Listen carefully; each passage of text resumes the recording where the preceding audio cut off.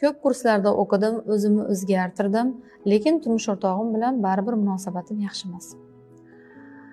Bu holatda boshqa tarafdan ham qarab ko'rish kerak, chunki har bir inson individual hisoblanadi. Ko'pincha ayollar o'z ustida ishlab, erkak yonidagi turmush o'rtog'ini psixologiyasini, uni ham ichki olami borligini yoki bo'lmasam o'ziga yarasha travmalari borligini unutadi yoki bu ma'lumotlar kursda berilmasligi mumkin.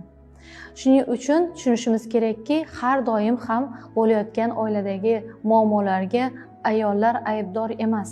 Qaysidir ma'noda erkaklar ham mas'uldir. Bu narsani tushunib, turmush o'rtog'ini xarakterini, qanaqaligini yaxshilab o'rganib olsa, shunga yarasha muomala qilib, o'shandagina munosabatni to'g'rilash mumkin. Aziz ayollar, har doim ham o'zingizni ayblamang.